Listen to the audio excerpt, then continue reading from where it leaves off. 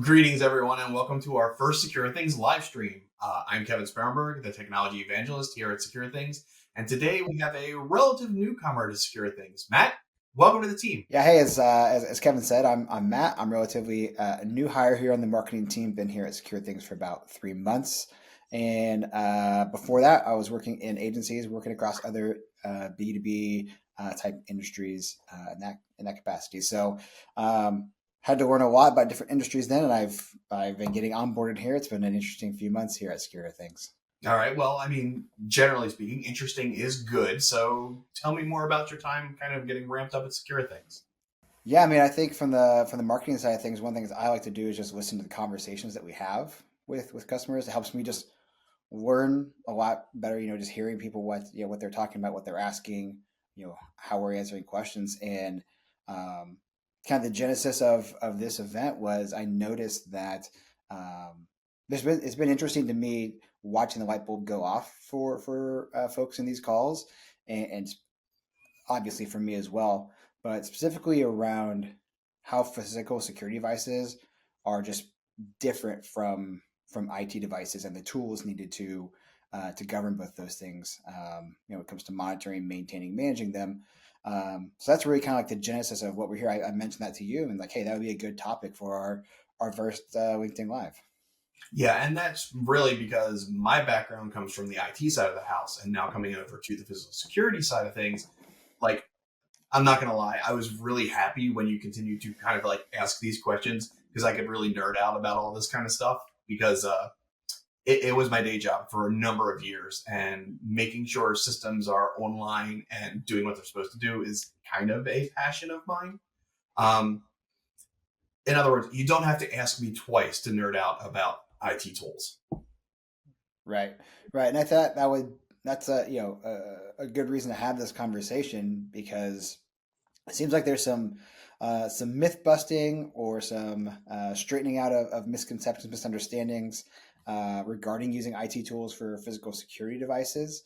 Um, and yeah, after sitting on so many of these calls and watching recordings, um, it really just kind of popped for me that this is something that we should talk about. And um, I'm excited to share some of that today and get your thoughts on this as the newbie. So this is also about you educating me as much as anything else. So um, as we've kind of noted, Kevin's background is vastly different from mine. So he has a bunch of a bunch of experience with these IT tools that I do not have. That's coming up in these conversations. Yeah, so I've been in the IT world for about years now, and it turns out it's a core memory. It's something I always enjoy doing, automating stuff, making sure things work, as there's nothing worse than someone not in your organization telling you something's not working. Hmm.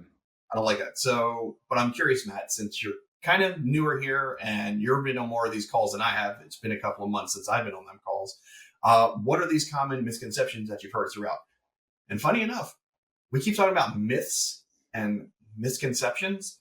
And I'm like, should we be demystifying these things? Yeah, yeah, absolutely. We should be demystifying these things. So the most common one I've heard is so we'll call this myth number one is that physical security devices are just like servers, apps, or network gear. So there's a tendency for folks to think that their existing IT tools work for everything and they operate because physical security devices are just like servers, apps, and network gear. So Kevin, tell us why this is a Yeah. myth. So this could be a very short or a very long conversation. So I'm going to keep it short in the interest of time. Sure. Um, Yeah, I've heard this a lot, and I 100 and probably 10% agree with you and understand the confusion on this. It's not just knowing that a device is online. That's just not enough because a device online only tells you a portion of the story. And although a lot of these physical security devices kind of under the hood do operate as servers in a technical sense, meaning they serve content to other devices or to end users, they're inherently different devices. Computer servers and network gear and applications can be monitored by a mix of simple network management protocol, SNMP, Windows Management Instrumentation, WMI, and various APIs and or custom scripts. The problem is those technologies don't work on physical security devices because IoT and OT devices aren't servers, network gear, or apps. And traditional IT operations management tools, or ITOM tools, can see if a device is online, meaning these physical security devices. And all that really means is they're responding to pings, kind of like whenever you watch those old movies with submarines where it's like one ping only. It's just saying, is something there?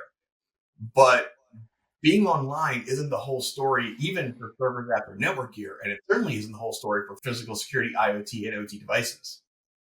Got it. So yeah, that's essentially the kind of the light bulb moment when I've heard this come up, and it's that if I'm let me paraphrase this back to you, and you tell me if we're good. It's that knowing that a device is online isn't enough because it's not just on, is it doing what it's supposed to? Yeah, correct. And that's because ITOM tools don't really kind of know these devices beyond that network address, that ability to ping the device. Got it. Okay.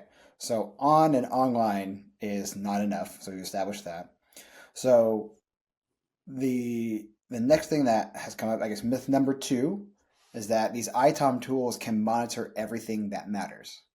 Um, so on the surface, some folks thought their existing ITOM tools can monitor everything that matters because they're designed to go beyond simple up-down monitoring. Um, at least that's the misconception or their understanding of it. What would you Yeah. say to that? Well, the follow up to that is like what matters and to whom. Mm, That's kind of the thing. Like for pure IT folks, ITOM tools will probably monitor everything that matters to them. But the needs of the physical security professionals and the physical security teams aren't the same as the IT team. Knowing that a device, and we're going to probably pick on cameras a lot because it's kind of the ubiquitous one here, knowing that a camera is up isn't sufficient. Just mm, because it returns a network ping doesn't mean it's communicating with its management system or that it's recording video or even that that kind of web interface that you log into is working. So up down monitoring just isn't enough. And good ITOM tools actually do go beyond this, but not for physical security devices. And those tools are great. Those ITOM tools are fantastic because they can get metrics galore, but only with device types that they know and understand. Those devices operate using those protocols designed for computer servers and network gear. And since physical security devices don't use those protocols, they don't speak that language. Basically, these tools kind of fall short of your needs when it comes to cameras, access control panels, turnstiles, key cabinets, and practically every other physical security device. I like to think about it. So imagine you're at a party and you look across the room and you see someone and you notice they're smiling or they're frowning or they kind of got that meh face, you know, and just from that, you can kind of guess a little bit about their mood. But if you don't speak their language, you don't know why they're frowning or why they're happy or why they're unsure. And you will never know, you know, are they tired? Are they upset? Are they just kind of thinking about some deep thoughts? And without understanding their words, interpreting their language, you're stuck with just the surface level clues. mm. That's a really good a good metaphor, especially for me as the new guy. That really helps it connect there. But um, I'm going to ask kind of a self-serving question because it kind of gets us into the next thing. But surely these ITOM tools are not one size fits all. Like there's got to be ways to customize them, or to use your analogy to teach it another language, which comes down to or kind of leads us into the next myth or the next misunderstanding that has come up, which is that ITOM tools can be customized to cover physical security devices, cameras, access controls, turnstiles, key cabinets, etc. Yeah, and yes and no. Here's the big thing.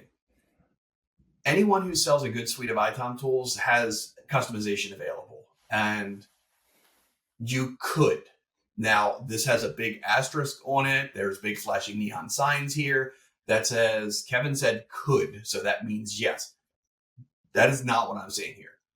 There is an infinitesimally small chance you might be right. And if you can get a traditional ITOM tool to monitor your physical security devices, or you're going to attempt that, good luck.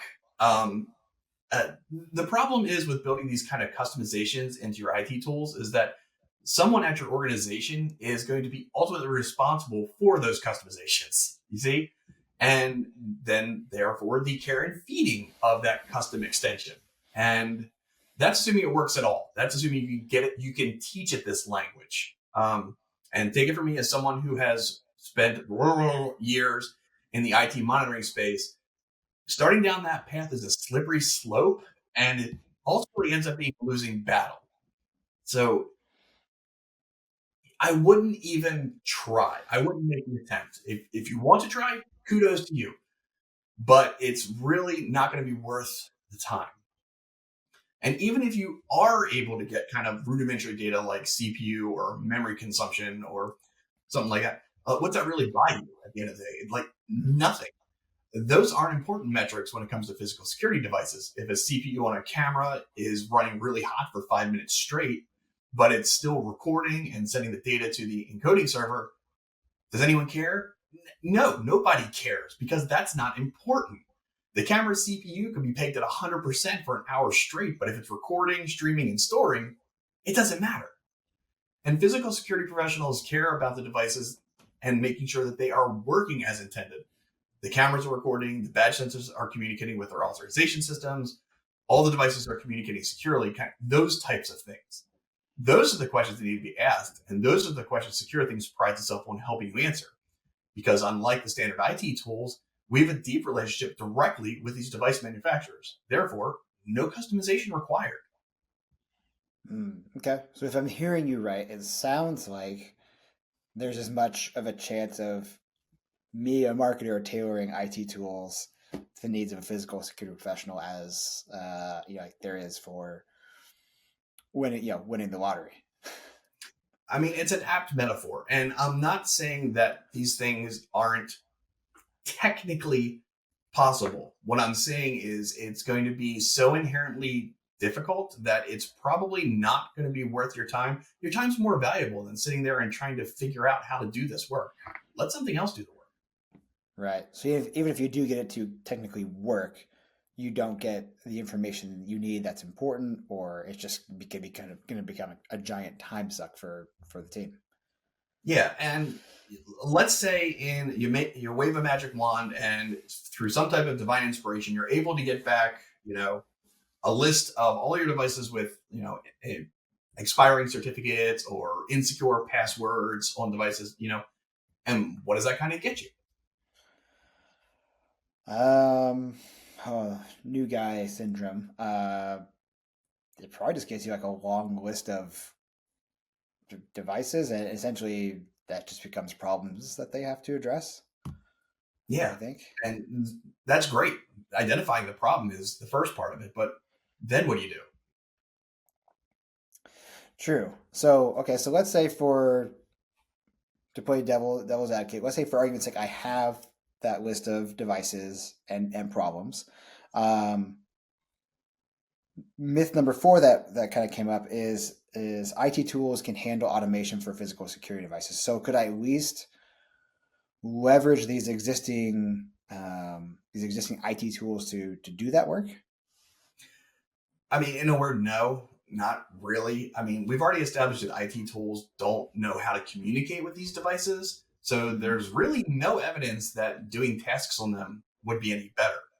The problem Sure. here is that these devices are so inherently different from the devices an IT team is responsible for that their tooling doesn't really work in that space. Mm. So for automating physical tasks on, or excuse me, for automating tasks on physical security devices, you need something else. And that's kind of where we step in. That's where Secure Things really shines. And as I kind of alluded to, we already have a deep relationship with dozens of vendors covering thousands of models of devices. And that knowledge is what makes our monitoring superior and our automation possible. Secure Things knows, number one, how to talk to these devices. We know what steps to take for these tasks. We know the gotchas and the prerequisites for those tasks. And we kind of pride ourselves on this knowledge so that our customers don't have to be the experts for each vendor, make, and model. And that's kind of the special sauce here at Secure Things, like rotating passwords or requesting and deploying certificates or cyber hardening devices or firmware upgrades to counter detected vulnerabilities, notating your end of life and end of support. None of that is actually possible without that specialized knowledge. Okay. So would it be fair to say then that the current problem that we're discussing is one more of like a mindset that one tool can do everything, right? That's every SaaS tool now can do everything you need. You don't need multiple tools, Yes. which honestly, I mean, I get the argument there because there's something that could work with slight tweaks. Why not give it a shot before bringing something else in? Because it's a new tool, also to new stuff. But then I think about the kind of like the aha moments in these calls has been, this is not we're not talking about a slight tweak here, um, and even if it were, it couldn't get to the levels of visibility, number one, automation, and then also compliance with an IT tool that you can with a physical security tool like Secure Things. Yeah, and you're 100% on the mark there. And I get it though. Like as a customer, I've got an existing tool that does my IT device monitoring, so let's at least try it out. I'm just saying that not every tool is capable of providing the valuable results. Right. Right, which is kind of the last myth and kind of like the overall myth number five, which is we have one hammer for all scenarios. Right, we have this monitoring tool, and so it's a monitoring tool. It's a monitoring tool. It can monitor. Right, it should be Mhm. able to monitor everything. Right, but that doesn't seem like it's the case. Yeah. Well, I mean, I'm going to let you into a little dirty little secret from IT teams. They don't just use one tool. Most IT teams that I've encountered use whatever tools are best suited for the need. If there's a tool that's great at server and network monitoring, but is absolutely rubbish at monitoring application performance, they get another tool for that. So going back to that kind of monitoring is monitoring, it sounds suspiciously like a hammer is a hammer is a hammer, which is true, but also not.